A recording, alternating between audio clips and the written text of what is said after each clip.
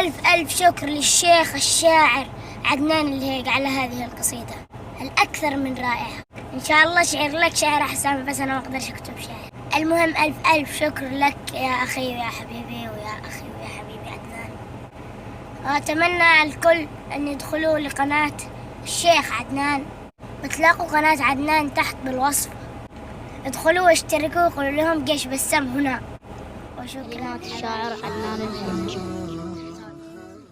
القصيدة مدح في الطفل بسام ابن تعز، ويقول: من منطق الإلهام وتروي ظل قوافي والكلام، من منطق الإلهام وتروي ظل قوافي والكلام، سلام يا بسام يا رمز الأخوة والوفاء.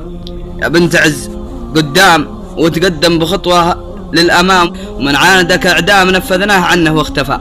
الصقر المقدام عليه في الضواري والظلام، بصملك الأبهام على 10 ولا ظنه كفى.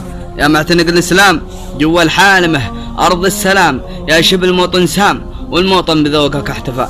يا يوتبر يا هام وسنك على الواقع قلام، عندي مثل صدام لو في قمة العالم لفا. ونعم و7 نعام يا تاج الشرف والاحترام، تحتار به الأقلام صلوا على الرسول المصطفى. خذني معاك حزام درعك ضد أولاد الحرام، واللينا والإجرام حصل مننا جرم الجفا. يا عبقري الأعلام للإبداع حطيتك وسام، من دون استسلام في وقت المعارك والصفا مليون بعد العام. عندك مشترك يصبح تمام، وبشر بدعمي دام ما عندك ملامه وأفا. في فيس وانستغرام وماسنجر على صوت وكام، والنشر في الأيام مع جهر المواقع والخفا. من هيج برض الشام مشهور ونوصل على شبام، لا تجهله الأقزام يبقى نجم ساطع ما طفى، لا تجهله الأقزام يبقى نجم ساطع ما طفى.